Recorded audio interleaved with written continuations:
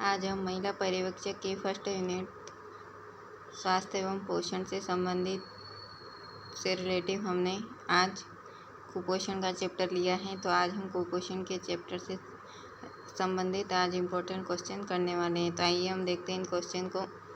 आज का हमारा क्वेश्चन है, फर्स्ट क्वेश्चन, स्वास्थ्य शिक्षा की विधियाँ हैं व्यक्तिगत संपर्क द्वारा, समूह संपर्क द्वारा, जन संपर्क द्वारा या उपरोक्त सभी। तो आपका राइट आंसर हो जाएगा उपरोक्त सभी। सामुदायिक स्वास्थ्य की उन्नति के लिए आवश्यक हैं। तो स्वास्थ्य शिक्षा जो है सामुदायिक स्वास्थ्य की उन्नति के लिए आवश्यक है।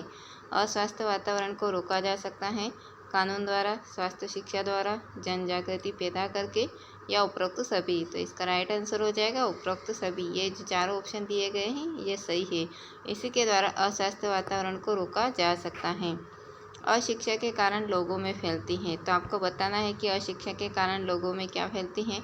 अंधविश्वास, गरीबी, रूढ़िगत परंपराएं, गलत धारणाएं या उपरोक्त सभी। तो इसका राइट आंसर हो जाएगा उपरोक्त सभी। नेक्स्ट क्वेश्चन की तरफ हम बढ़ते हैं। नेक्स्ट क्वेश्चन है हमारा, व्यक्ति में नई चीज़ों को सीखने की प्रवृत्ति होती है।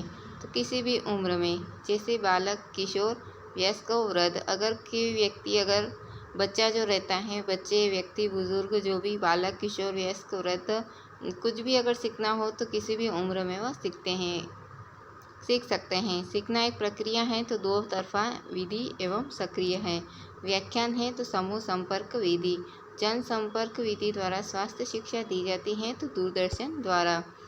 सीखने की प्रक्रिया में व्यक्ति सबसे अधिक सकता है तो व्यक्तिगत संपर्क द्वारा।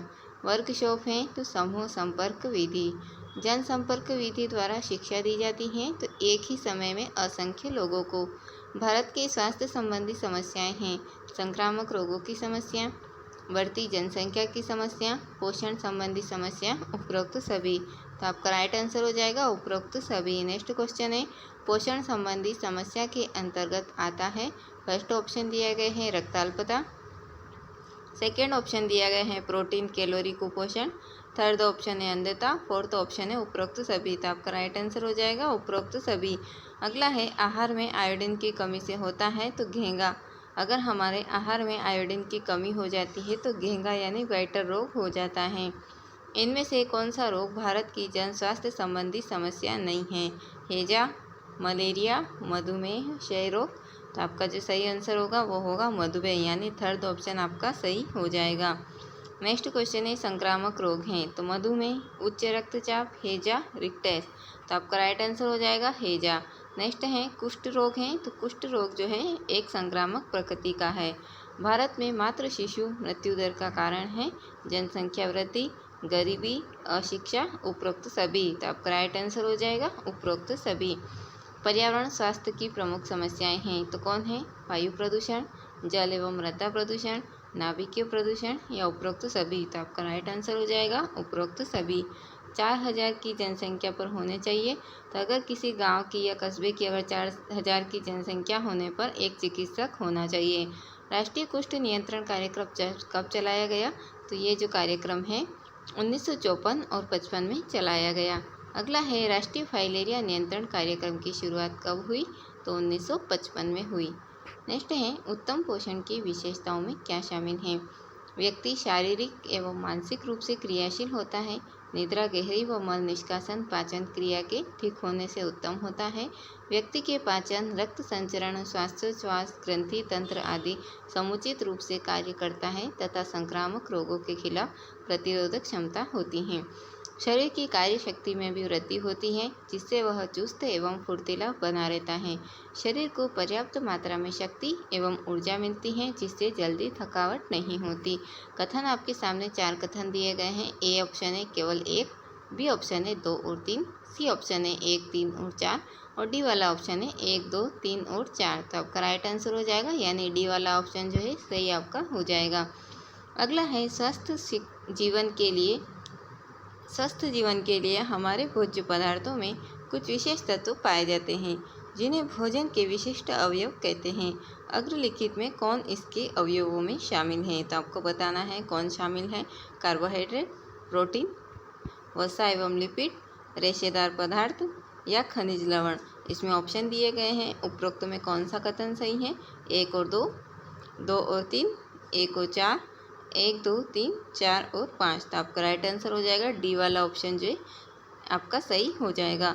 भारतीय प्रशिक्षण व्यवस्था के दोषों को दूर करने के सुझावों में शामिल हैं। तो क्या शामिल है? प्रशिक्षण का व्यापक दृष्टिकोण होना चाहिए।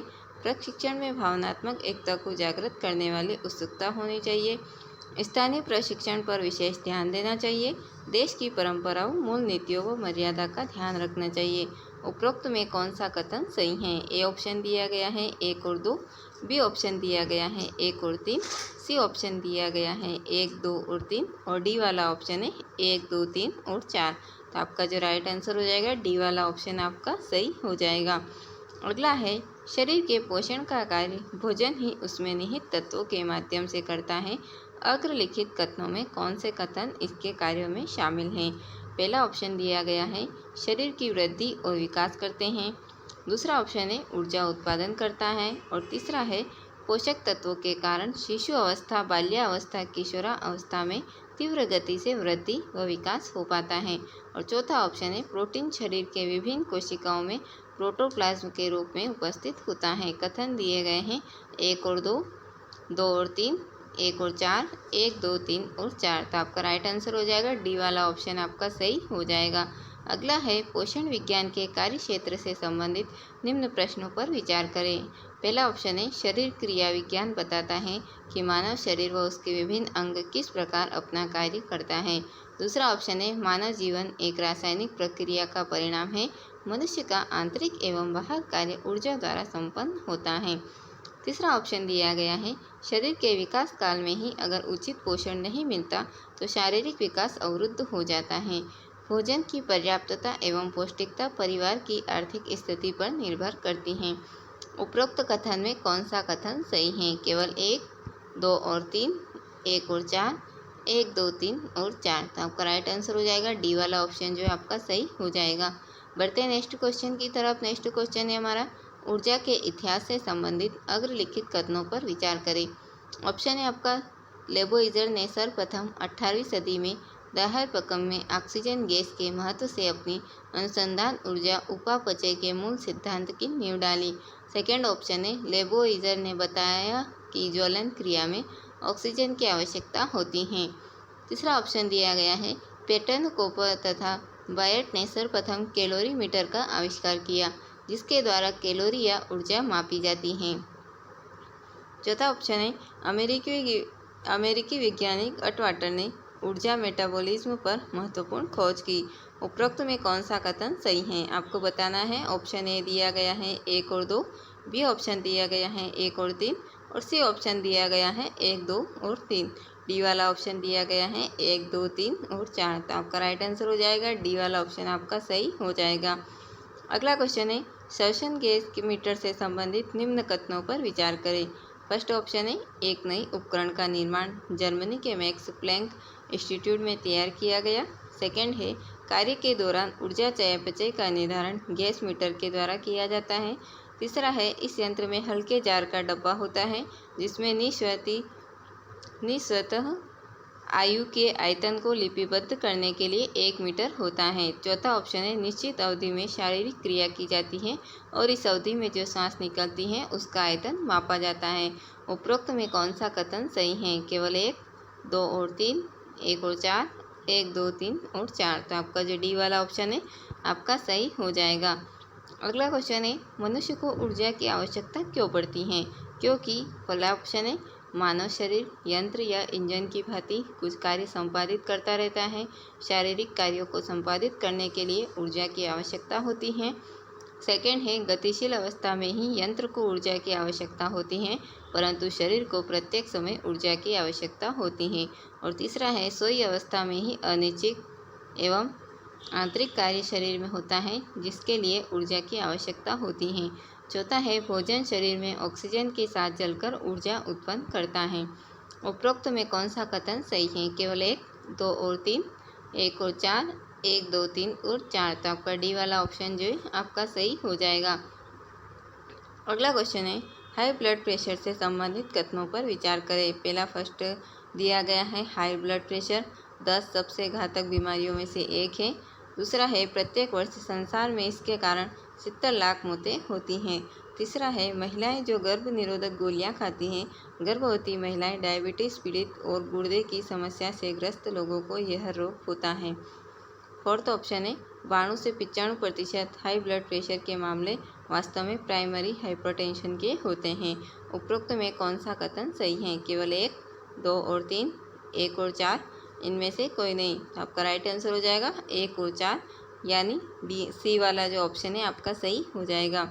अगला क्वेश्चन है न्यून कैलोरी युक्त आहार के संबंध में निम्न कथन पर विचार करें। पहला कथन दिया गया है, ऐसा आहार जिससे किसी व्यक्ति को मात्र उतनी ही कैलोरी प्राप्त होती है जितनी कैलोरी की आवश्यकता उसे अपने शरीर की न्यूनतम उपापचय दर को बनाए रखने के लिए आवश्यक होती है। सेकंड है, ऐसा आहार सामान्यतः मोटापे से पीड़ित व्यक्ति के लिए चिकित्सकीय स्थिति में अनुशंसित किया जाता है। तीसरा ऑप्शन है, मोटापे के भोजन के आयोजन के सिद्धांतों में मार्गदर्शक सिद्धांत है कि आहार ऐसे और इतना घटाया जाए कि व्यक्ति को कम कैलोरी मिले। चौथा ऑप्शन है, मोटे व्यक्ति के लिए प्रोटीन की आवश्यकता ऊतकों की मरम्मत के लिए होती है। वजन के प्रति किलोग्राम भार पर 1 ग्राम प्रोटीन लिया जाना ही पर्याप्त होता है। उपरोक्त में कौन सा कथन सही है? केवल 1, 2 और 3, 1 और 4, 1, 2, 3 और 4। तो आपका राइट आंसर हो जाएगा डी वाला ऑप्शन जो आपका सही हो जाएगा। अगला है हाई ब्लड प्रेशर को नियंत्रित करने से संबंधित कथनों पर विचार करें। पहला कथन आपके सामने है, अपने खाने में फल, सब्जी व कम फैट वाले डेयरी उत्पाद बढ़ा दें। सेकेंड है, वह खाना खाएं जिसमें कैल्शियम, मैग्नीशियम, पोटेशियम की मात्रा ज़्यादा होती है, जैसे केला, किशमिश, आलू व खजूर। तीसरा है, स्लीप एपनोवा यानी नींद न आने की बीमारी से बचें। नींद न आने से ब्लड प्रेशर बढ़ जाता है। चौथा ऑप्शन है, रिलैक्स होने के तरीके अपनाएं, जैसे योग, ध्यान आदि। उपरोक्त में कौन सा कथन सही है? केवल 1, 2 और 3, 1 और 4, या डी वाला ऑप्शन दिया गया है 1, 2, 3 और 4। तो आपका राइट आंसर हो जाएगा डी वाला ऑप्शन आपका सही हो जाएगा।